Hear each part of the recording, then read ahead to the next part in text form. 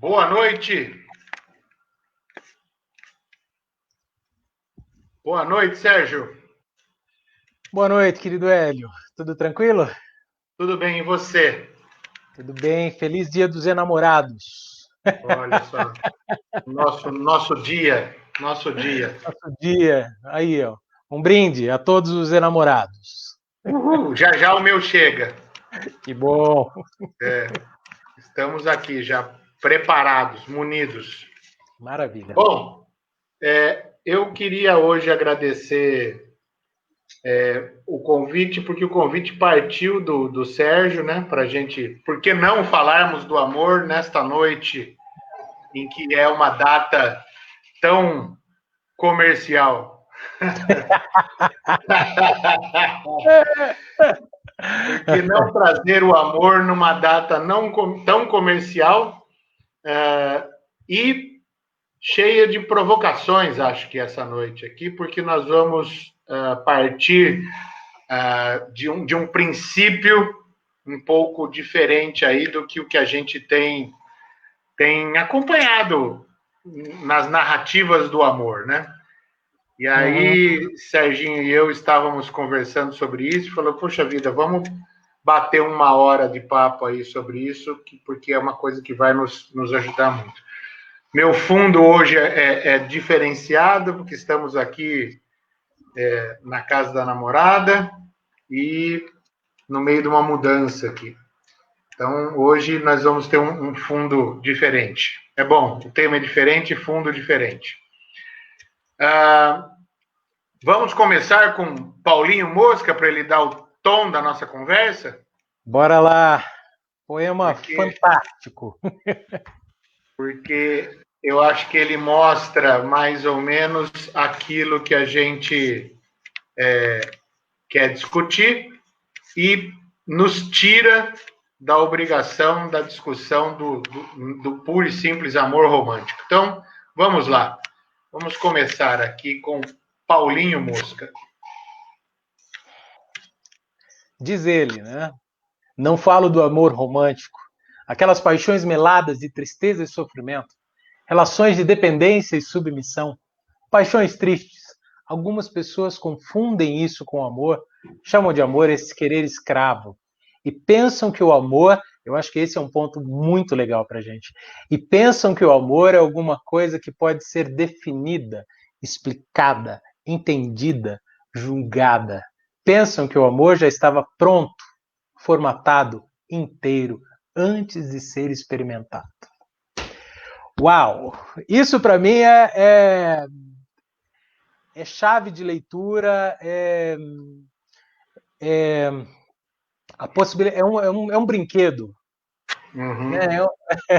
É um brinquedo que permite aí brincar com afetos, desafetos, sabores e dissabores da vida.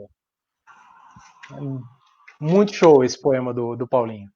Eu queria pegar a partir do último pedacinho aí. Pensam que o amor já estava pronto, formatado inteiro antes de ser experimentado. É uma referência, acho que bastante direta ao amor platônico, né?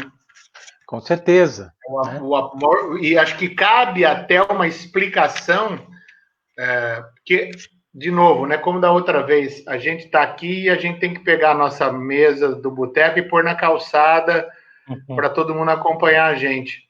Porque há um jargão referente ao amor platônico, como o amor impossível, que eu acho que a gente tem que trocar. Não é desse amor impossível, né? Esse amor, quando eu falo amor platônico no senso comum, eu estou dizendo isso é um amor que você vai, é um amor que você tem, mas não vai desenvolver, nunca vai conseguir chegar lá, etc. O amor platônico está no campo das ideias, né? O amor é uma ideia para Platão. Uhum. E eu acho que ele cutuca a coisa a partir daí, né?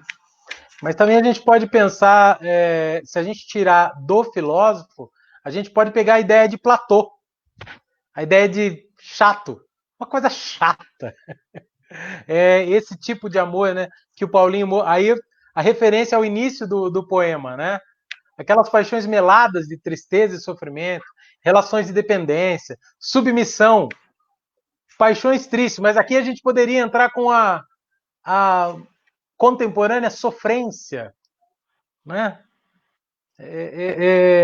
Então, eu acho que esse sentido do platô, dessa coisa chata, dessa coisa difícil, né?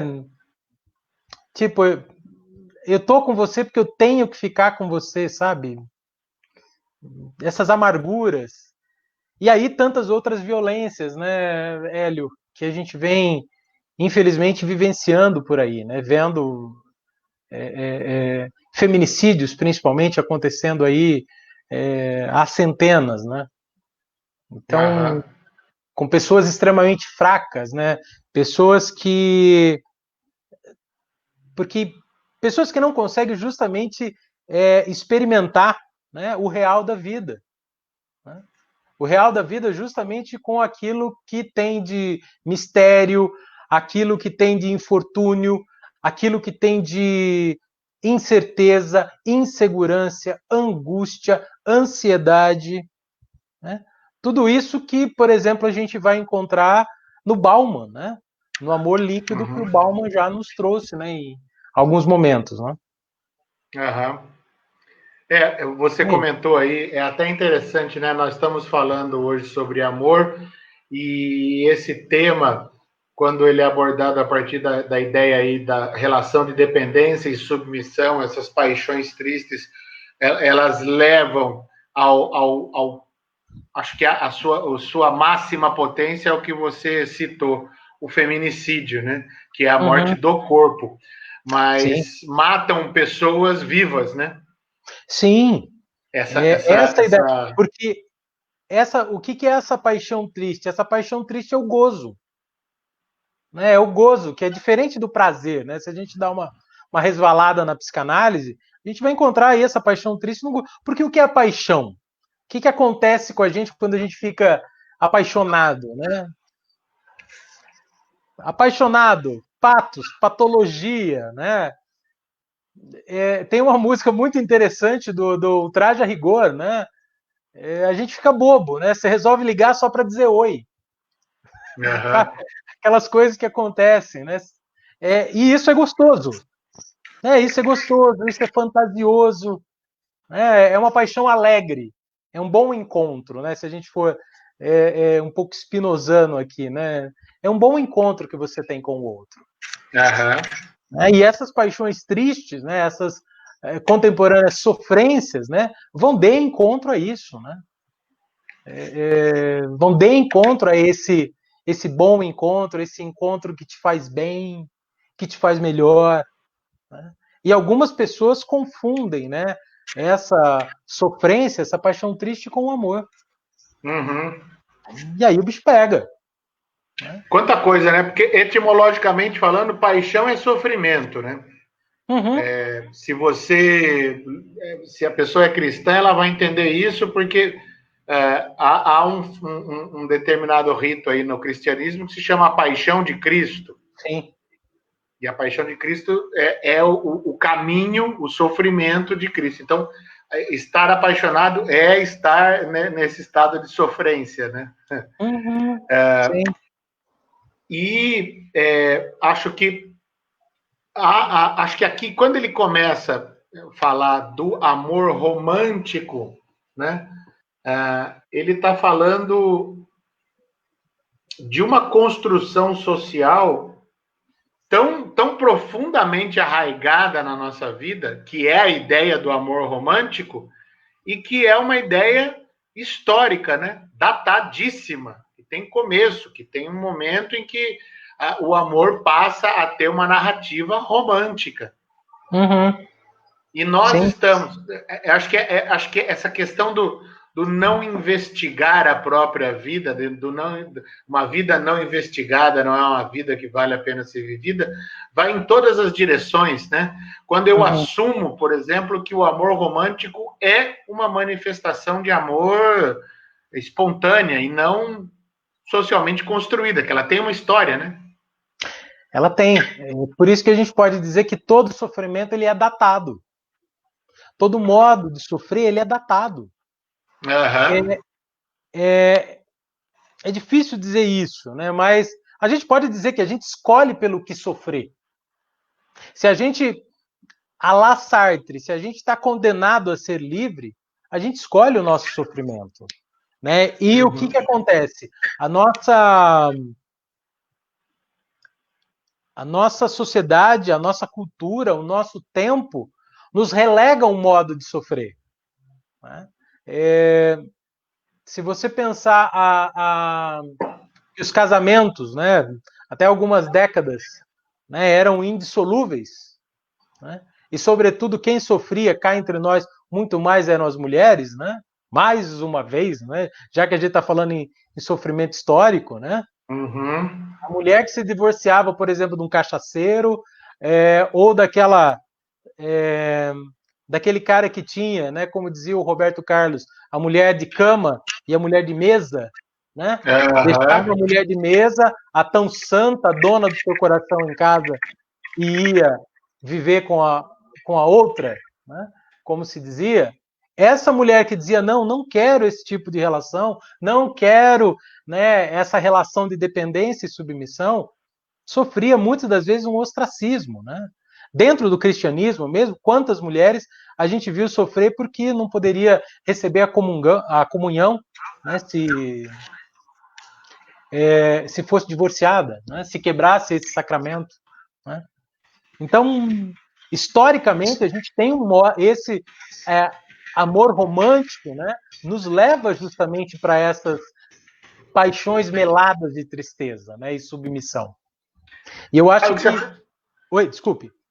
O ponto conclusivo seria, quando a gente fala do amor quanto algo aberto, algo para ser inventado, algo para ser experimentado, a gente fala justamente contra esse sofrimento datado, esse sofrimento histórico. A gente leva mais para o campo da ética, né?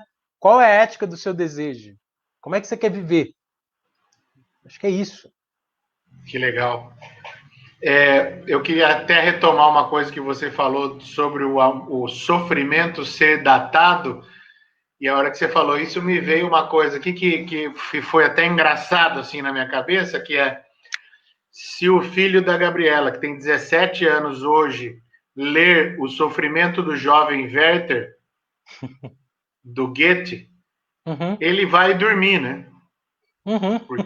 Porque assim, embora ele ainda sofra o mesmo mal, a narrativa e a forma como o Werther conduz a coisa, toda a parte narrativa do sofrimento dele hoje seria alguma coisa completamente fora aí da atualidade. E, paradoxalmente, me parece completamente atual, né? Porque se você pegar a música, vamos conceder uma graça para aquilo que eu vou chamar de música, né? Para manter o diálogo aqui.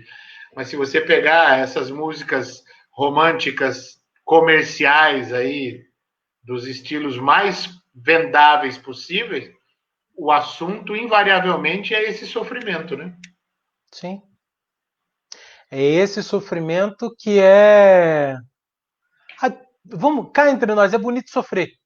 E assim você chama esse narcisismo, né, que diz, olha gente, olha para mim, olha como eu estou sofrendo, olha. E quando a gente sabe, né, muitas das vezes, eu acho que retomando, acho que eu falei do Bauman aqui, essa ideia, né, de que, grosso modo, a ideia de amor líquido ou modernidade líquida que o Bauman traz, é justamente essa certeza de que tudo muda, de que tudo está em movimento.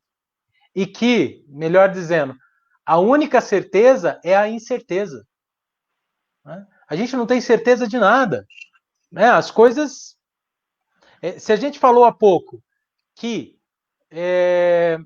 nós tínhamos uma sociedade na qual o casamento era algo muito indissolúvel e existiam grandes barreiras, né, para você se separar, né, de alguém, dissolver uma relação, hoje é muito mais fácil. Né? Hoje, se tá em comum acordo, vão lá no cartório, pega aí um um advogado ad hoc aí e boa. Acabou. X anos de relação, né? Sim. A única certeza é a incerteza e a única constância é a mudança, né? Isso. Esse é o fenômeno da liquidez. Algo que a gente está aqui falando em Bauman, mas Bauman, que faleceu agora há pouquíssimo tempo, né? É um ser do século XX, ele é século XX total, né? Ele, assim como o Hobsbawm, cruzaram o século XX, né? Mas a impermanência é tema discutido pelo pensamento oriental de muitos e muitos mil anos antes de Cristo. Acho que Heráclito, que vem trazer a ideia do tudo flui para a Grécia, também bebe no pensamento oriental, né? Da impermanência.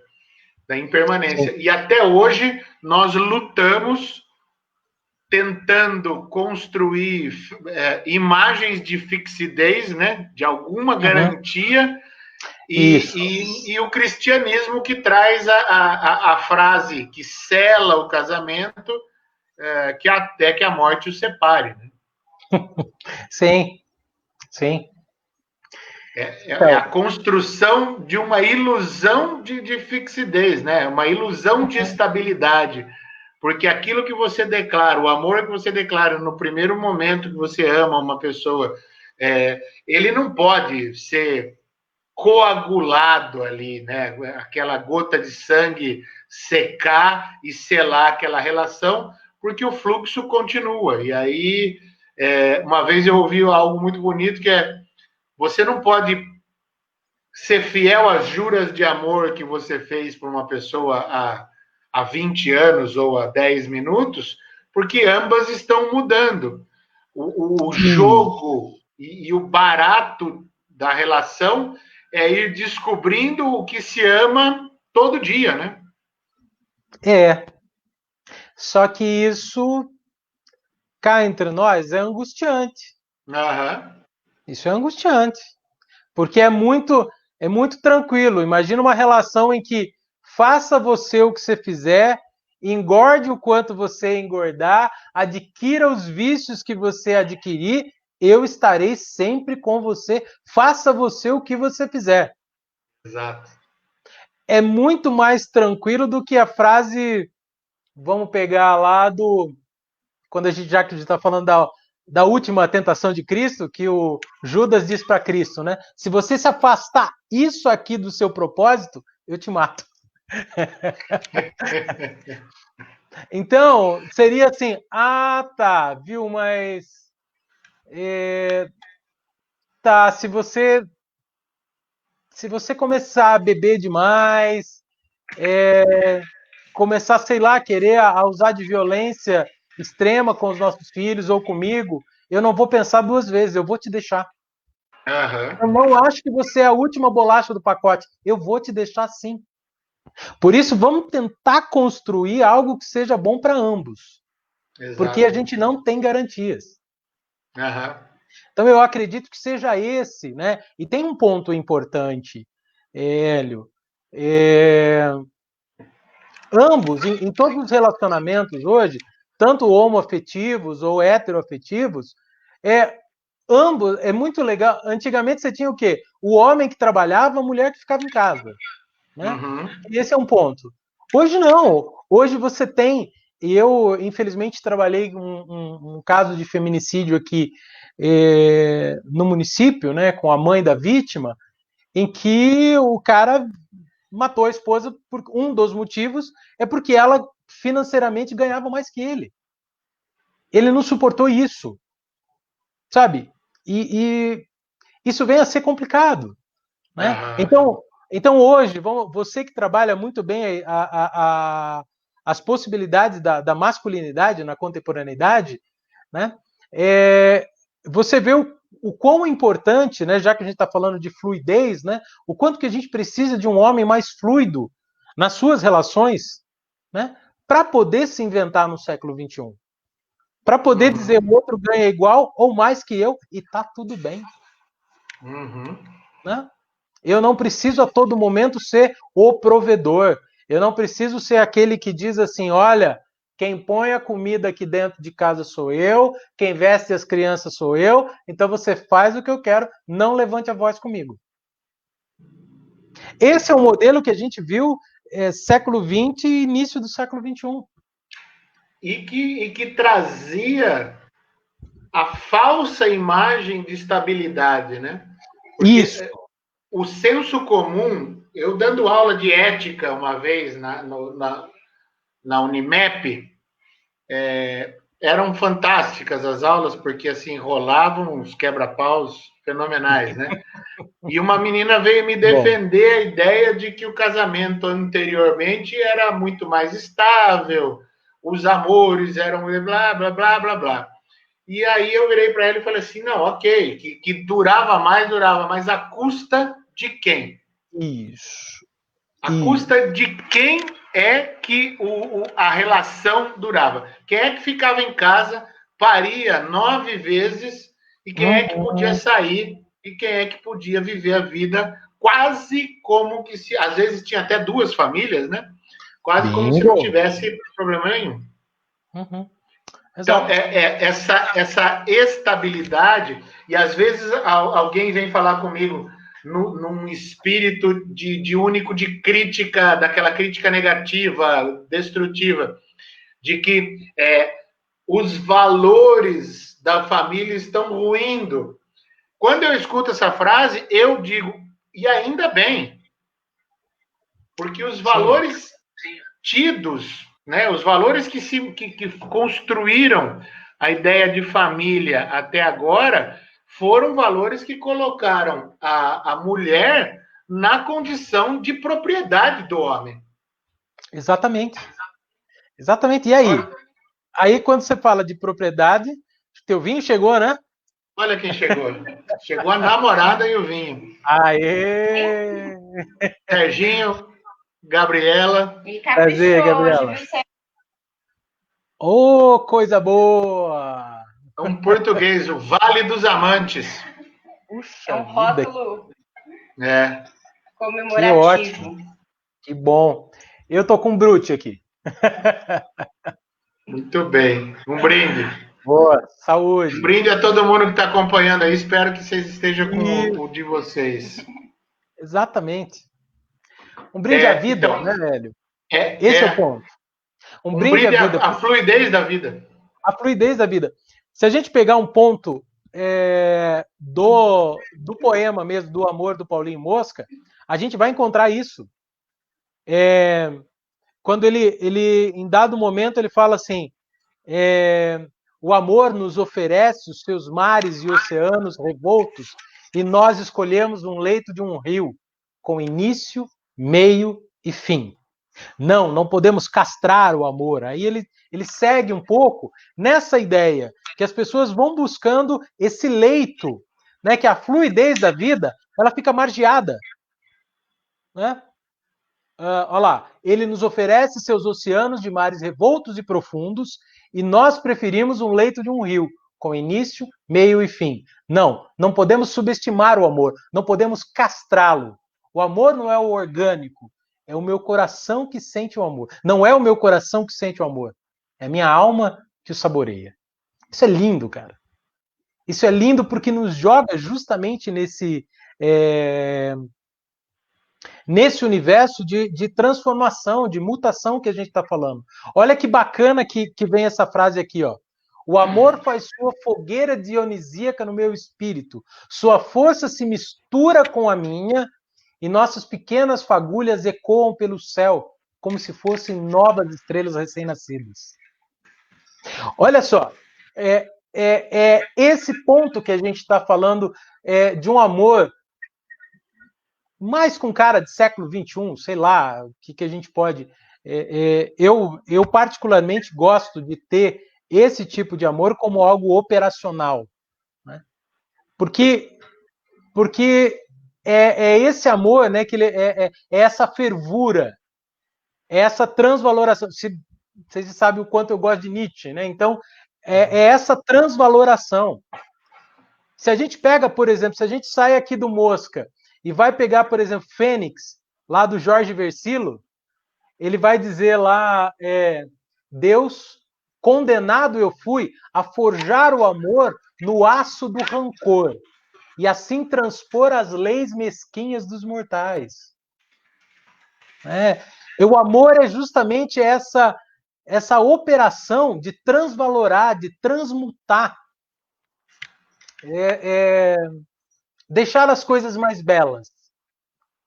Me remeto aqui ao Baudelaire, né, quando ele falava que o pintor por excelência é aquele que, quando a cidade vai dormir, ele se põe a trabalhar e ele não nega a cidade, ele destaca cada vez mais as belezas da cidade. Ele mostra tudo o que a cidade tem, mas com intensa beleza.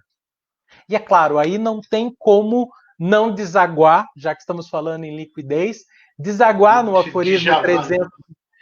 Não, melhor ainda, não sei se é melhor ainda, né, mas no aforismo 309 da Aurora, do Nietzsche, né, que ele justamente vai nos dizer que aquele que ama tem justamente o hábito de ver mais beleza no outro. Ele não fica querendo, assim como os medrosos, né, os temerosos, querendo compreender o outro, entender o outro. A ideia do amor é justamente fazer isso que o Baudelaire faz, destacar as belezas. E isso é fantástico. Só que isso, como a gente conversou, está no campo do risco e não no campo da certeza. Não está no campo do controle. Né? E isso, quero fazer voltar até para trás aqui nisso que nós estamos discutindo, né? Porque o nosso caminho é fluido. Isso que você acabou de falar enfrenta um grande problema que justamente está refletido na frase do Mosca, que é: preferimos um leito de rio com início, meio e fim. Uhum. Preferimos a burocracia, a cotidianidade. Né? Sim. Aí eu me lembrei do Humberto Gessinger, que ele fala do dia a dia que esvazia a fantasia. Né? Uhum. Então, o cotidiano, ele pode, né? Ele pode, ilusoriamente, sempre, né? Vir a ser o locus da segurança. Mas, em nome... Eu acho que é exatamente esse o tônus de todo o texto do Freud, O Mal-Estar da Civilização, né? Em nome da segurança, qual é a liberdade que eu arrisco, né? Bingo! Isso aí é algo que eu vou trabalhar na segunda-feira, falando de sofrimento, porque justamente a gente cria leis, né? Ou a gente cria leitos, né, para esse rio, que acabam nos sufocando. E aí, cadê a fluidez? Né? Você não, eu estou caminhando, mas você também nesse sentido, eu estou no leito do rio. Tudo bem, você poderia estar também na invernada, né? É o boi que está no confinamento ali, indo para o abate. Sim. Tem isso também. Por isso essa questão com o mar. Olha só o que ele usa, né? Seus oceanos de mares revoltos e profundos. Revoltos e profundos. Olha só. Se a gente pensar na mulher do século XX, que tinha que manter o relacionamento, que não trabalhava, que não tinha a sua autonomia, o que ela fazia com a revolta dela? Adoecia. Uhum. Por que o Freud, como você disse há pouco, né, chamou o Freud, por que o Freud vai trabalhar com as histéricas? Quem que eram as comprimidas, não era nem reprimida, né? Se a gente está falando de leito de rio, aquelas comprimidas, né? Aquelas encanadas, né? Parece que é isso. Uhum. Né? E a gente está aqui, pelo menos é um exercício que eu tento fazer, é justamente investir nesse tipo de amor, né? Que tem mais cara de mar, que tem cara de revolta, sim, que tem cara de profundidade. Uhum. E só brincando novamente com o Freud, né? Qual que é o qual é a epígrafe da interpretação dos sonhos? Se eu não posso, grosso modo, né? Se eu não posso alcançar o paraíso, aqueronta movebo. Né? Eu vou mexer com o subsolo, eu vou mexer com a profundidade. Né? Se eu não consigo, então, ter um amor romântico, ideal, que dure para sempre, cara, eu vou me haver, né? Eu vou me haver com quem está do meu lado. Eu vou tentar. O Daniel Omar Pérez, né, que você conheceu, né? O Daniel, a gente trabalhando ali, a gente falava de um amor como implicação. Você se implica, né, com o desejo do outro. E aí que a gente vê essa fogueira dionisíaca. É porque é nesse ponto que o meu desejo se enlaça, por isso o nosso tema é essas possibilidades de Eros, né? Eros é justamente aquilo que faz laço, é essa possibilidade da gente fazer laço com o outro e, quem sabe aí, as nossas fagulhas resplandecerem como estrelas recém-nascidas, né? Eu acho que é essa brincadeira da vida como obra de arte, da vida como poiesis, da vida enquanto poesia. Muito amor, legal. o que é o Aí sim o Djavan. Amor, o que é o sofrer para mim que estou jurado para morrer de amor? E assim, acho que tem uma coisa nessa metáfora do oceano e dos mares revoltos e profundos, né? Que é assim, estamos nós lá com todo o controle do mundo que nós temos num barquinho a remo, né? Esse é todo o controle que a gente tem. Mas o barco não foi feito para ficar no porto, né? Ele foi feito para sair. Essa questão do enlace, eu tô ouvindo o que você está falando aqui e tentando tramar argumentos que eu ouviria das pessoas, né?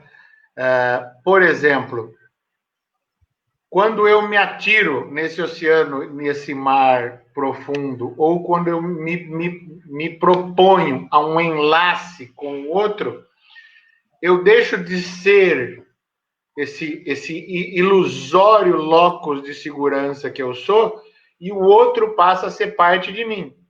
Né? A relação, eu deixo de ser só eu, isso eu estou falando na minha ilusão, tá? Na minha ilusão. Que eu sei que eu não sou, mas pensando na pessoa que está argumentando, nessa ilusão de que eu sou, e quando eu me entrego, quando eu saio, eu passo a ser a outra pessoa também, porque nós passamos a ser a relação.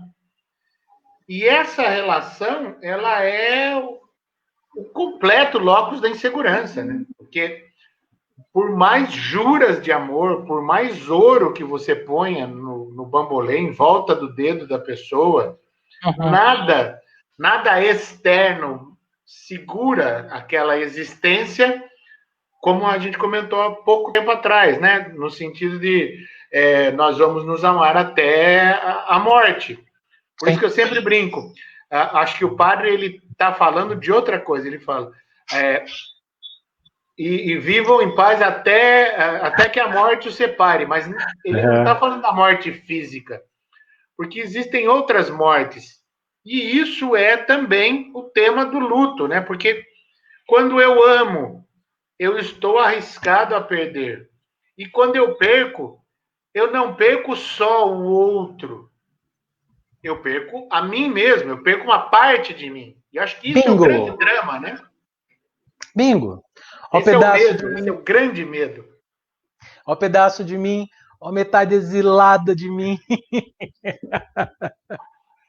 Cara, porque a saudade é ao revés de um parto. A saudade é arrumar o quarto do filho que já morreu. Cara, é uma burdoada. Quando esse alguém vai embora, muitas das vezes a gente perde o chão mesmo. Porque a gente viveu, a gente construiu uma vida, a gente construiu um eu, né? Essa coisa ficcional, né, que a gente chama de eu, ela se construiu, ou ela criou uma narrativa, né? Se a gente pegar o eu enquanto história, enquanto narrativa, ele construiu uma narrativa teoricamente saudável até certo tempo, que dependia daquele outro, daquela pessoa específica. Mas, num dado momento, ele não pode mais contar com aquela pessoa. Né?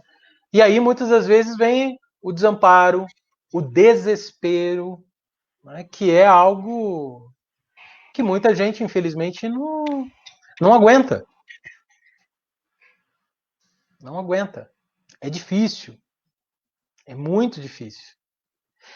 Se a gente pensa, parte do nosso tema aí está falando justamente da pandemia. O que a pandemia nos tira? A ilusão de controle. Uhum. Nos tira uma ilusão de controle que a gente pode ir e vir, a gente pode fazer isso ou aquilo quando a gente quer. E que tudo vai durar para sempre. A pandemia nos tira isso. Fala, se você não quiser se contaminar, mas abriu o shopping, mas... Então, você tem fome de quê? Você tem sede de quê? Né? Exato. Então, mas voltando no ponto, né, Hélio? Talvez uma pergunta seria essa: como é que a gente se reconstrói após um amor que se acaba? O que a gente pode fazer? Qual é a sua qual a sua o seu pode pirlim pim pim para uma situação de desamparo, de angústia? O que você acha que poderia advir aí? Você está me perguntando isso? Meu pode pirlim pim pim. Olha, Hélio, né? Eu só vou poder responder por mim, né? Uhum. E eu acho que vou responder por mim usando uma outra ideia que a gente também já conversou muito sobre ela, mas não me escondendo atrás dela, mas falando de uma ideia que para mim significou muito, que é o amor fati, né? Sim. Então é assim, eu tenho a minha existência marcada por muitas perdas. E eu não estou falando só do amor romântico, né? Mas com perdas substanciais de pessoas mesmo. Então eu aprendi a partir dessas experiências que são radicais a amar essa vida, cara. Eu passo a eu acho que eu tenho uma boa estrutura psíquica para suportar esses movimentos, mas eu olho no olho da morte e vou ter com ela. Eu faço isso. Uhum. Boa. Eu não sei se vai na direção do que você está pensando, mas é assim, toda vez que, por entender que a vida é fluxo, sim, se eu sofro uma perda, eu tenho uma morte simbólica ou efetiva ou uma separação, eu me preparo para encarar o luto.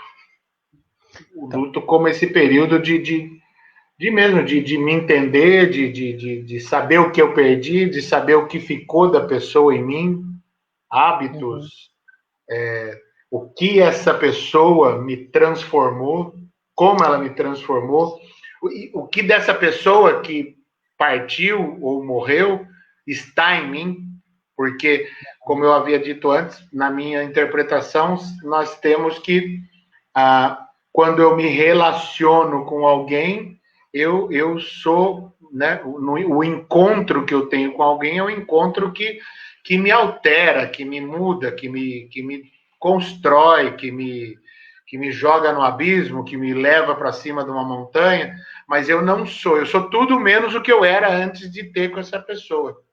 Então, essa transformação é a interpretação do fluxo.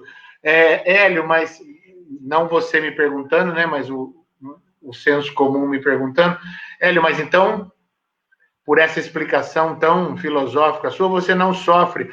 Justamente o contrário disso, né? É o se jogar e deixar a plenitude do sofrimento passar por mim.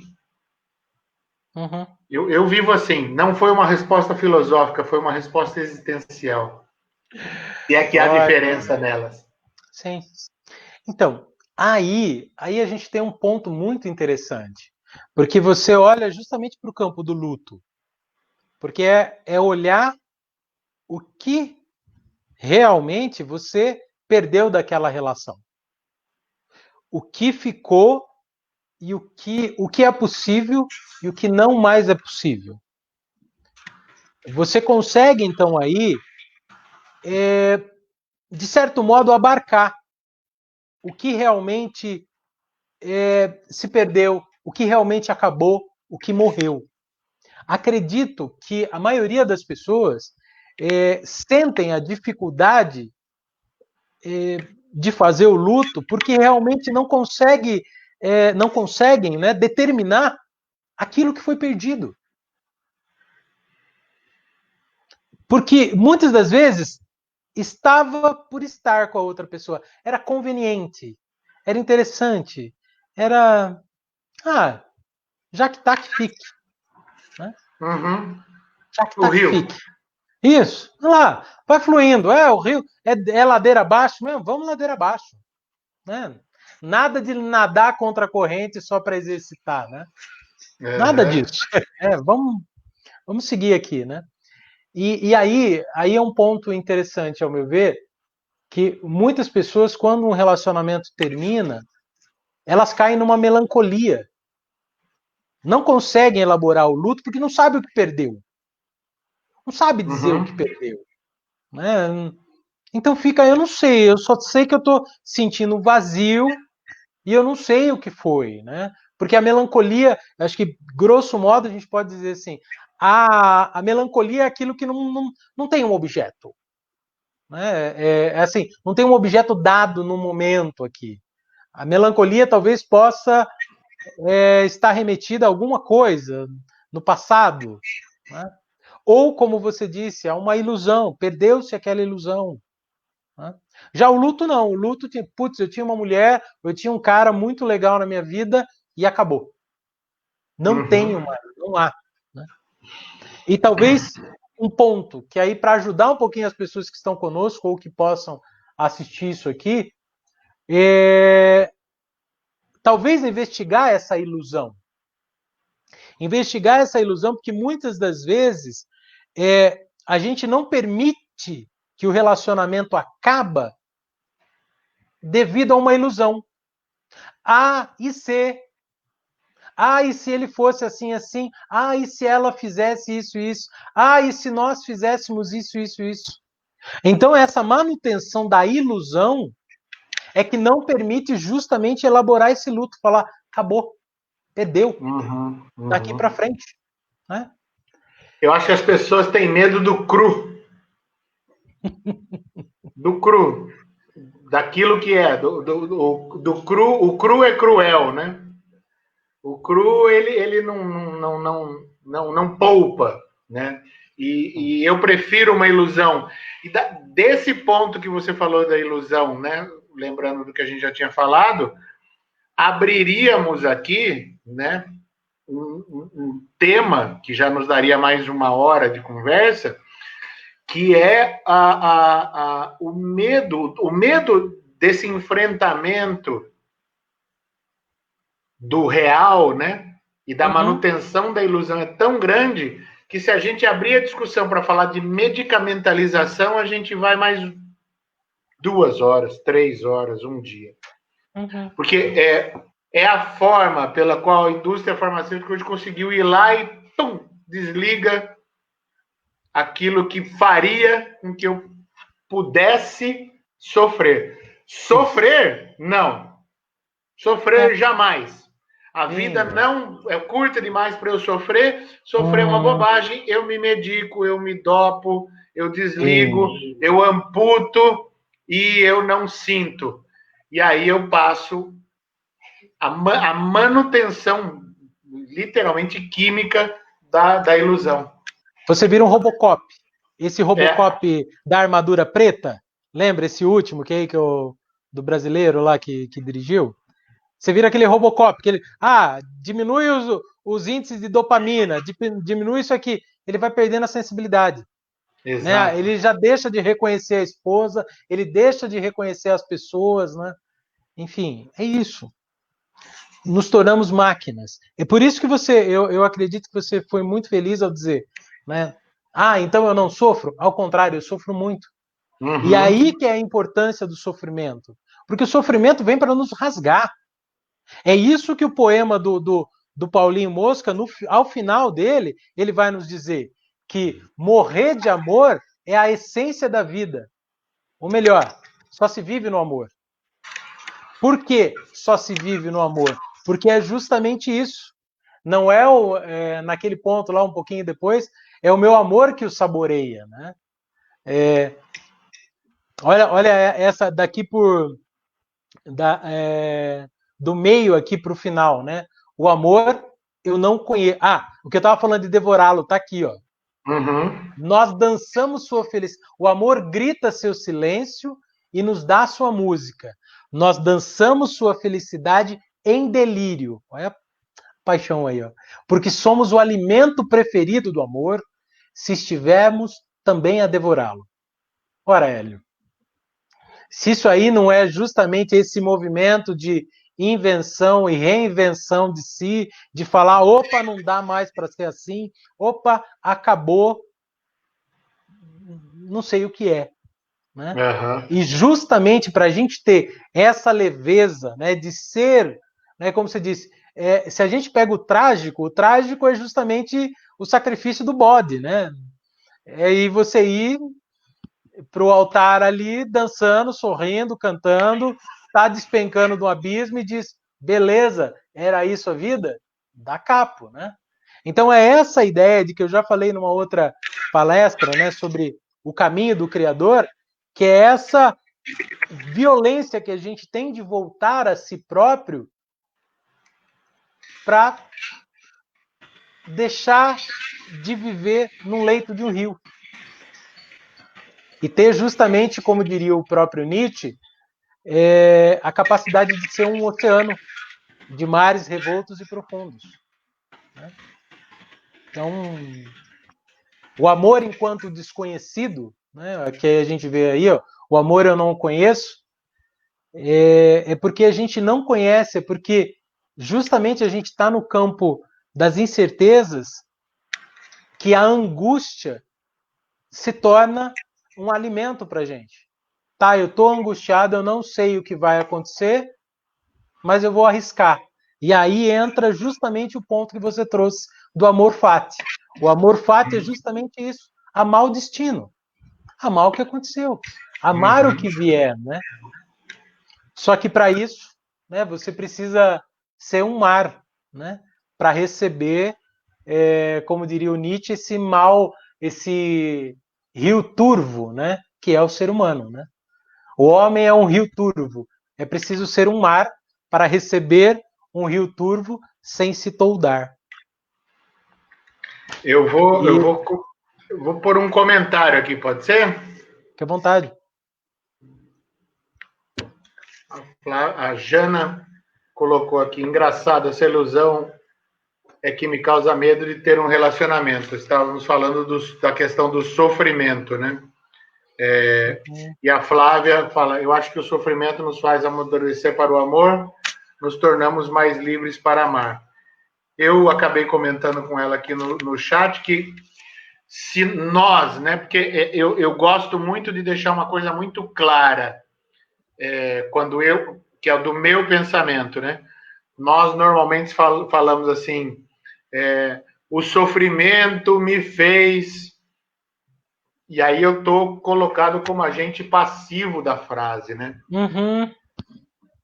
Eu fiz com o sofrimento X. Bingo! Que é a história que eu adoro, assim, que é quando alguém vem me falar, a vida está tentando ensinar. Falo, gente, por gentileza, a vida não para de acontecer e fala assim, puxa vida, o Hélio está precisando de uma lição. Né? Eu brinco que até é narcisista isso, eu achar que a vida pararia, olharia para o Hélio, né, um verme, circulando aqui na lua cheia, e diria, agora eu vou ensinar o Hélio. A vida não ensina nada, a vida acontece. Eu pego as coisas da vida e aprendo. O sofrimento é uma coisa da vida. Se meu mundo caiu, se meu mundo caiu, eu que aprenda a levitar. Não é nem levantar, é levitar, né? É isso, Hélio. Mas esse é o ponto do aprendizado. Que a gente vira e mexe, a gente volta nisso. Eu brinco que às vezes a vida é aquele joguinho Tetris, sabe? Que você vai fazendo os esqueminha, você espera que venha aquela reguinha, né, para você fazer a maior pontuação. E de repente vem aquela estrela bem chata. Vem ela e depois vem outra e depois vem outra. E aí ou você atua com aquilo lá, né? Você joga com aquilo lá, ou game over. Exato. É um pouco isso. Né? Então. E me permite uma problematizada no Tetris aí? Claro. Que é o horizonte de todo o nosso jogo tétrico. O final é game over, tá? Uhum. Né? É a tragédia. Final sempre será game over. Não. Então, e aí, como é que fica? O rio caminha para o mar. Isso talvez seja eu não sei se é um limite, eu não sei se é um limite das nossas metáforas, isso é muito importante, né? O rio caminha para o mar. Só que aí vem numa outra música do Mosca, né? Numa versão que ele faz do Jorge Drexler, que ele fala, não somos mais, né? Na Idade do Céu, ele fala, não somos mais que um punhado de mar. E eu gosto de brincar com isso, que o punhado de mar também é mar. Uhum. Então toda essa imensidão, toda essa possibilidade da vida está em você. Sim. Então a sua vida não é o Tetris. Por mais que a gente aqui utilize essa metáfora, a sua vida não é um Tetris. A sua vida não é aquilo que dizem que é.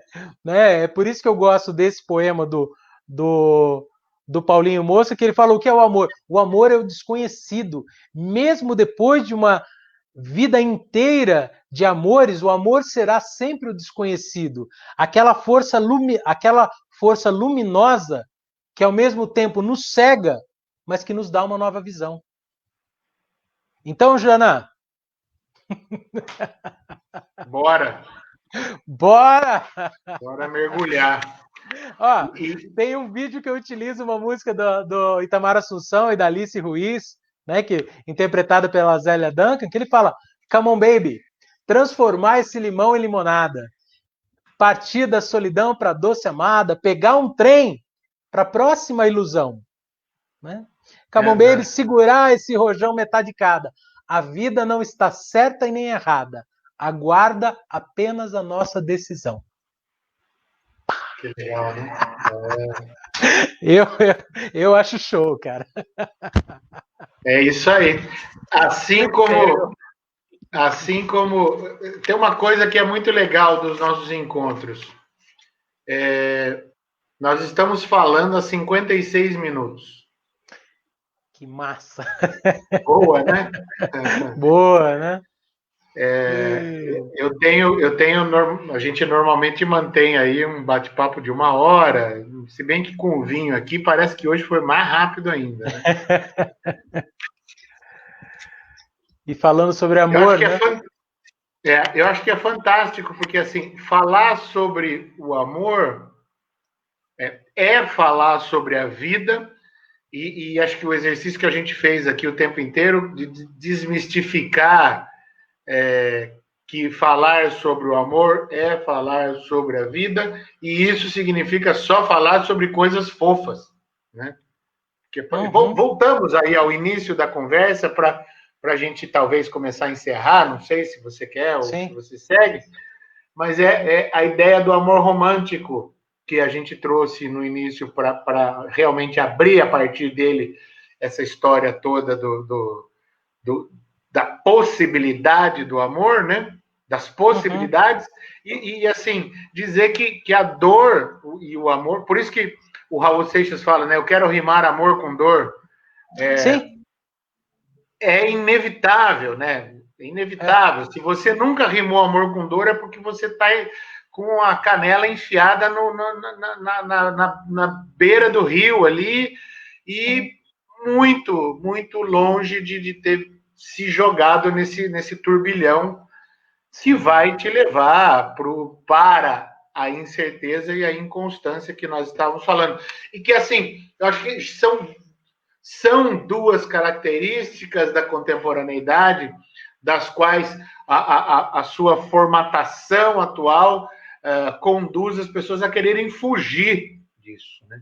Por mais fluido que estejamos encarando o momento histórico, por mais fluido que ele seja, as pessoas ainda se sentem na obrigatoriedade de tentar manter, de tentar segurar, de tentar construir algo sólido. Acho que também, além de ilusão, é um caminho seguro para o sofrimento, um mau sofrimento daí, né? Que poderia ser até evitado.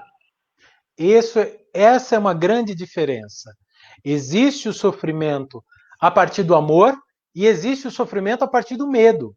O sofrimento a partir do medo, como eu costumo dizer, é justamente aquele sofrimento no qual a gente vê um investimento.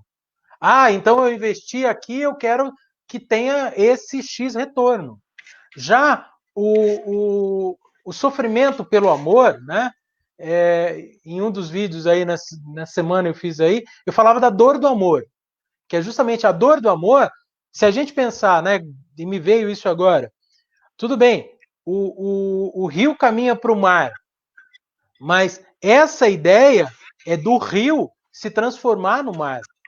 É essa amplitude, é você alargar o seu peito, é você alargar o teu espírito para justamente ser algo muito maior, mais revolto, mais profundo, mais amplo, mais capaz de suportar a diferença, suportar o diferente. E essa é a função do sofrimento, nos rasgar a alma, nos tirar a ilusória segurança das duas margens, né?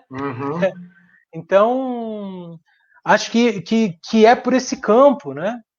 Vamos bater os papos assim, viu? Vamos aprendendo juntos, né? É isso aí. Acho que esse é o nosso caminho, né, Hélio?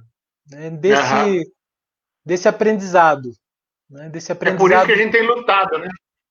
Então, é por isso que a gente tem lutado. Sim, um ponto, talvez aí para finalizar. Quando a gente fala do amor romântico, tem uma música do saudoso Vanderly chamada Românticos. E em Românticos ele diz assim: românticos são lindos, são limpos e pirados, que querem ser o outro e pensam que o outro é o paraíso. Quando a gente, assim, esse pensa que o outro é o paraíso, quando a gente traz isso para um trabalho, né, psicanalítico, talvez mais psicanalítico, você vai saber que a ideia é justamente você fazer a travessia da fantasia e aquele outro, né, que você achava que é o paraíso, você vai entender que ele é um castrado assim como você. Então não tem aquela pessoa que vai te completar, aquele presidente que vai ser o suprassumo de tudo, né? O seu pai, a sua mãe, o pastor, a pastora, seja quem for, que vai fazer a sua vida ser justamente uma obra de arte. A questão do sofrimento e a questão do amor é justamente você amar cada pontinho, cada relampejo da sua vida e trazer isso para uma obra de arte, como diria o nosso amigo bigodudo Nietzsche. Sabe que você falou do bigodudo e eu vou lembrar uma ideia dele que eu sou apaixonado e assim eu já comentei com você da outra vez do acidente do ônibus, etc. Tal, e depois de toda a bagunça lá, rolou que eu me deparei com o bigodudo e a gente começou uma relação. E eu, uma determinada altura do campeonato, eu decidi que eu não deveria mais, na minha vida, estudar nada que não fizesse sentido, que eu não convertesse para a vida, né? Então, e ele tem uma frase, por isso que, porque assim, eu não sou um grande citador, eu não cito muito, eu gosto de já pegar, comer a citação e devolver uma novidade minha, né? Mas ele fala sobre que na vida da gente vão haver muitos rios, né? E que muitos deuses e semideuses vão oferecer para ser ponte para cruzar esses rios.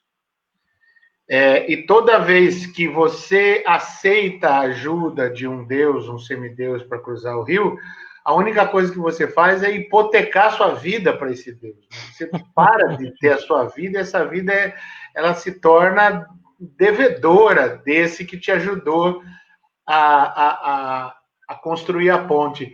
E ele fala, e você vai perguntar, né, mas eu vou construir as pontes para onde? E ele responde, só você sabe. Né? As suas pontes só você vai construir. As suas relações só você vai construir. Então, isso nos tira do conforto, que é conforto e, ao mesmo tempo, hipoteca, por exemplo, das ideias prontas, das autoajudas, das fórmulas, dos remédios, dos pastores, dos coaches, dos professores que querem dizer o caminho, etc. Há um risco enorme no caminho sozinho, mas quando você aceita a ajuda do outro, o risco de se perder no outro, de se hipotecar nesse que te ajudou é muito grande. Eu acho muito bonito isso. Sim. E é uma das coisas que eu converto em vida para mim. Bingo. Os deuses vendem quando dão. Melhor saber. Exatamente. E aí eu gosto, né? Falei que ia finalizar lá, mas finalizo aqui com uma frase do Zaratustra que diz: estamos mais habituados não à vida, mas ao amor. Essa ideia é a ideia forte, né? A gente está amamos, ele diz, melhor citando, né, o Nietzsche, amamos a vida não por estarmos habituados à vida, porque a vida é justamente essas incertezas, a gente não sabe para onde vai. Mas nós amamos a vida pelo amor, justamente por esse momento e movimento que faz as coisas dançarem. Né? E aí a gente precisa dessa leveza para dançar junto. E aí, se é para acreditar num Deus, não acredito num Deus que não dance. Muito bem. Boa, muito bem, meu querido. Terminamos aí com a imagem do nosso amigo Eros e Psique. Lindos. Encerrando aqui o bate-papo. Tem um último comentário aqui, olha, o próprio Eros veio olha lá. Se manifestar. Agradeço, Eros, um grande amigo, um querido, e estamos aí. Serginho, maravilha. É isso, então? Gratidão, Hélio. Feliz Dia dos Enamorados para você e todo mundo aí. Divirta-se. Eu que te agradeço. Gratidão pela acolhida. Vamos marcar mais dessas estripulias. A gente merece. Será um prazer. Forte abraço. Fique bem. Valeu. Valeu, gente. Até mais. Tchau. Tchau.